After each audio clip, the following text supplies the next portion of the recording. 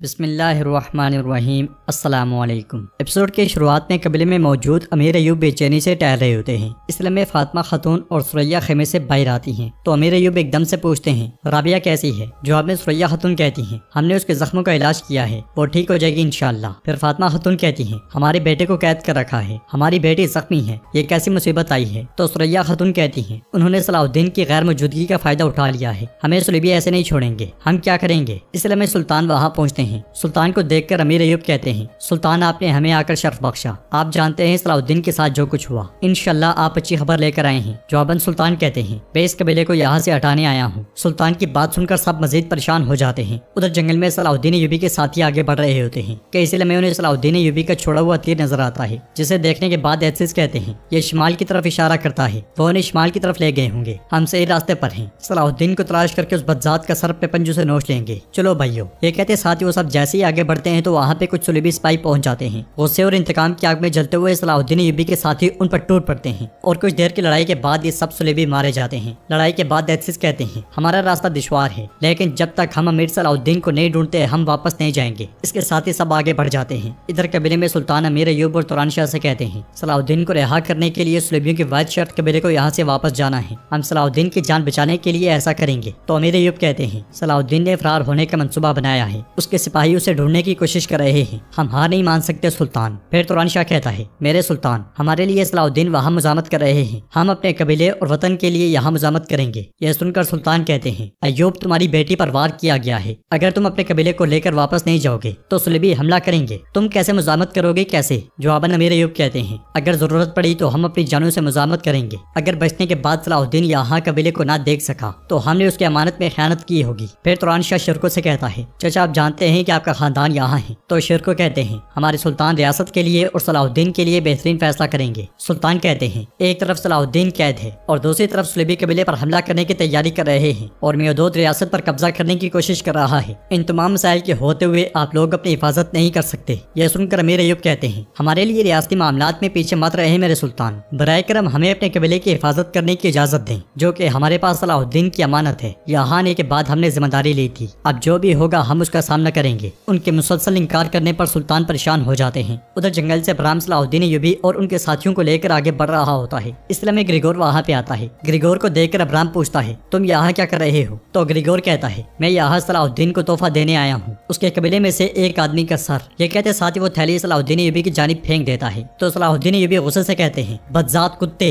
ये कहते साथ ही वो ग्रिगोर की जानिब बढ़ने की कोशिश करते हैं, मगर सुलेबी सिपाही उन्हें दबोच लेते हैं। और ग्रिगोर कहता है, हमने सिर्फ तुम्हारे एक आदमी को नहीं मारा बल्कि तुम्हारी बहन को भी तीर मारा है। जवाबन सलाहुद्दीन अयूबी गरजते हुए कहते हैं, अगर तुम मर्द होते तो मुझसे लड़ते, मेरे प्यारों से नहीं कुत्ते। जवाबन ग्रिगोर आगे बढ़ते हुए कहता है, मैं ऐसा ही करूंगा, लेकिन पहले तुम्हारे कबीले को खत्म करके तुम्हारे प्यारों को मार दूंगा। मैंने सुल्तान नूरुद्दीन से भी कहा है, कल तुम्हारा कबीला वहाँ से चला जाएगा, अगर वो ऐसा नहीं करते तो मैं अपनी फौज के साथ आकर खून की नदियां बहाऊंगा। ये सुनते साथ ही सलाहुद्दीन अयूबी से एक जोरदार टक्कर रसीद करते हैं और कहते हैं, अगर कहीं खून की नदियां बहने वाली है तो वो तुम्हारे लोगों का खून होगा। इसके साथ ही ग्रिगोर तलवार से उन पर हमला करता है, मगर वो तलवार पकड़ लेते हैं। ये देखकर अब्राम गुस्से में ग्रिगोर से कहता है, खबरदार। फिर ग्रिगोर सलाहुद्दीन अयूबी से कहता है, ये कबीला आबाद करने की तुम्हारी जिद तुम्हें और तुम्हारे कबीले वालों को मार डालेगी। जवाबन सलाहुद्दीन अयूबी कहते हैं, और ये मेरे आखिरी अल्फाज हैं कि कल तुम सबका खात्मा होगा, तुम सबका। ये कहते साथ ही वो ग्रिगोर की तलवार छोड़ देते हैं और ग्रिगोर अपने सिपाहियों के साथ चला जाता है। उसके जाने के बाद अब्राम सलाहुद्दीन अयूबी से कहता है, प्यारे सलाहुद्दीन, जब मैं यहाँ हूँ तो तुम्हें कौन छू सकता है? हमारे पास बात करने के लिए बहुत वक्त है, चलो हमें जल्द से जल्द वहाँ जाना है। आगे बढ़ते बढ़ते सलाहुद्दीन अयूबी खून के निशानात गिराते जाते हैं। दूसरी जानिब सलाहुद्दीन अयूबी के साथी छुपकर ग्रिगोर को जाता हुआ देख रहे होते हैं। उसके आगे बढ़ जाने के बाद एहसिस कहते हैं, सलाहुद्दीन यहीं करीब हो सकता है, चलो भाइयों हम बहुत करीब हैं। इसके साथ ही वो सब आगे बढ़ते हैं। नाज़रीन, इसके बाद हम बोरो कबीले में देखते हैं कि अस्मत खातून तलवार बनाने में मसरूफ होती हैं और कहती हैं, तुम मेरे सरदारों को खरीदते हो, क्या मैं तुम्हें अपनी तलवार से ऐसे खत्म नहीं करूंगी? इसलिए मैं करातेगन वहाँ पे आता है और बाजू फैलाते हुए कहता है, बहन मैं खुशखबरी लाया हूँ, खुदा ने मुझे बरकत से नवाजा है। जवाबन अस्मत खातून कहती है, अस्तगफिरुल्लाह, खुदा तुम्हें क्यों बरकत से नवाजेगा, दफा हो जाओ, मैं तुम्हें बाद में देखूंगी। इसके साथ ही करातेगन लोगों को इकट्ठा करना शुरू कर देता है और सब के आ जाने के बाद कहता है, सुनो सुनो, अपने सरदार की बात गौर से सुनो, अब यहाँ से हिजरत करने का वक्त आ चुका है। आपके सरदार जिसे बरकत से नवाजा गया है वो आप सबको एक खूबसूरत और इससे ज्यादा जरखेज जमीन पर ले जाएगा। यह सुनकर अलबोते कहती है, ये 40 साल से हमारा वतन है भाई, हम हिजरत करके कहाँ जाएंगे? जवाबन करातेगन कहता है, सलाहुद्दीन का कबीला वहाँ से निकल जाएगा और हम वहाँ आबाद होंगे। यह सुनकर अस्मत खातून पूछती हैं, सलाहुद्दीन के होते हुए तुम ऐसा कैसे करोगे? तो करातेगन कहता है सलाहुद्दीन सुलेबियों के हाथों पकड़ा गया है, नूरुद्दीन जंगी उस कबीले को वहाँ से खत्म कर देगा और उनकी जगह हम आबाद होंगे। उसकी बात सुनकर अस्मत खातून कहती है ये लाशों पर बैठने वाले कमों का काम है, तुम सलाहुद्दीन की मेहनत पर कैसे कब्जा कर सकते हो? उस मेहदूद ने तुम्हें कैसा जहर दिया? कैसा जहर? तो करातेगन कहता है बहन वो एक अच्छा आदमी है, उसने मेरे अंदर हुक्मरानी के जोर देखे, वो मुझे सरदारों का सरदार बनाएगा, वहाँ आबाद होने के बाद आपका भाई सरदारों का सरदार होगा। ये सुनकर अस्मत खातून आवाज़ बुलंद कबीले वालों से कहती है हिजरत करने का फैसला मेरे हाथ में है, हम कहीं नहीं जाएंगे। तो करातेगन कहता है हम तो जाएंगे, सरदारों ने मुझसे इत्तेफाक किया है, हम अपना फैसला कर चुके हैं, ऐसा ही है ना सरदारों? तो सरदार उसके हाँ में हाँ मिलाते हैं। ये देखकर अस्मत खातून तलवार बेनियाम कर लेती हैं और कहती हैं खबरदार, कदम उठाने वालों का पाँव काट दूंगी, बोलने वाले की जुबान और एतराज करने वालों का सर काट दूंगी, जाओ अपने काम पे साहब। ये सुनते साथ ही तमाम लोग चले जाते हैं और करातेगन अस्मत खातून से कहता है मेरे रास्ते में पहाड़ भी नहीं ठहर सकते, सलाहुद्दीन का कबीला वहाँ से चला जाएगा और हर कोई देखेगा कि मैं उस जगह पर कैसे कब्जा करूंगा। जवाबन अस्मत खातून कहती है चूंकि तुम इस मसले को यहाँ तक लेकर आए हो तो मैं तुम्हें और मेहदूद को इतना नुकसान पहुंचाऊंगी कि तुम तबाह हो जाओगे। नाज़रीन, इसके बाद हम अस्कलान में देखते हैं कि बैबोरा मेहदूद से कहता है मलिक सलाहुद्दीन का कबीला अब भी वहाँ मौजूद है। तो मेहदूद कहता है क्या मतलब इसका? क्या मेरे सुल्तान ने उन्हें कबीला हटाने का हुक्म नहीं दिया था? जवाबन बैबोरा कहता है हमारे सुल्तान ने उन्हें हुक्म दिया, लेकिन उन्होंने हमारे सुल्तान के खिलाफ मजामत की। इस पर मेहदूद को बहुत गुस्सा आता है और वो कहता है वो होते कौन है सुल्तान के हुक्म अदुली करने वाले? अगर वो कबीला नहीं छोड़ते तो काफिर सलाहुद्दीन को जिंदा नहीं छोड़ेंगे, क्या उन्हें इस बात की कोई परवाह नहीं? लेकिन मैं जानता हूँ कि वो क्यों जिद करते हैं, वो आज़ादी चाहते हैं, इसलिए वो हमारे सुल्तान के खिलाफ मुजामत करते हैं। उन्होंने अभी तक रियासत का असल चेहरा नहीं देखा, अब कबीला वहाँ से कैसे हटेगा सब देख लेंगे, मेरी तलवार लाओ। ये कहते साथ ही वो सिपाहियों के साथ वहाँ से रवाना हो जाता है। उधर जंगल में अब्राम सलाहुद्दीन यूबी को पानी की बोतल देते हुए कहता है सलाहुद्दीन इसे पियो, तुम थक गए होगे, तुम्हारी जुबान खुश्क नहीं होनी चाहिए, मैंने तुमसे कई सारी बातें सुननी है। मगर सलाहुद्दीन यूबी पानी लेकर उसे गिरा देते हैं। ये देखकर अब्राम कहता है ग्रिगोर ने जो कहा तुमने उसे सुना, अगर तुम मुझे वो मालूमात दो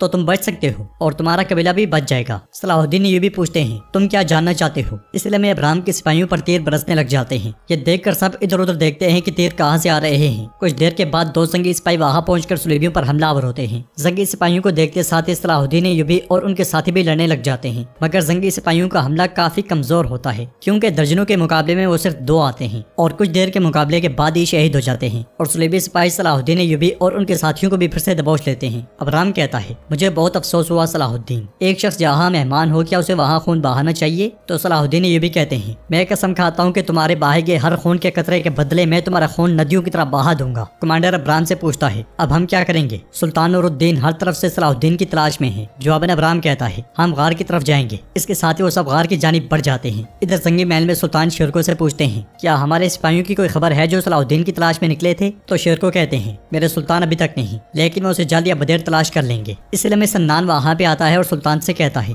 मेरे सुल्तान मैंने आपकी हिमायत करने के लिए खलीफा साहब को खत भेजा है, लेकिन बगदाद में भी हालात ठीक नहीं, सुलेबियों का खतरा वहाँ भी पहुँच गया है। आपकी इजाजत से मैं वापस बगदाद जाना चाहता हूँ, मैं वहाँ से ज्यादा मददगार हो सकता हूँ। तो सुल्तान उसकी बाजू पकड़ते हुए कहते हैं मुझे बगदाद से अच्छी खबर का इंतजार रहेगा सन्नान। इसके साथ ही सन्नान रवाना हो जाता है। सन्नान के जाने के बाद असफ़हानी वहाँ पे आकर सुल्तान से कहते हैं एक अहम खबर है सुल्तान, मलिक मेहदूद अमीर सलाहुद्दीन के कबीले को हटाने गया है। यह सुनकर सुल्तान और शेरको को बहुत गुस्सा आता है। उधर जंगल में सलाहुद्दीन यूबी के साथियों को खून की निशानात नजर आते हैं। खून देखते साथ ही अजीज कहते हैं यह खून ताज़ा है, यह अमीर सलाहुद्दीन का खून हो सकता है। निशानात गार की तरफ जाते हैं, वो जरूर वहाँ छुपने गए होंगे। चलो भाइयों, इसके साथ ही वो सब गार की जानिब बढ़ जाते हैं और नाज़रीन एपिसोड का भी इख्तिताम होता है। अगर आपको वीडियो पसंद आए तो वीडियो को लाइक करें, चैनल को सब्सक्राइब करें और बेल आइकन पर लाजमी से क्लिक कर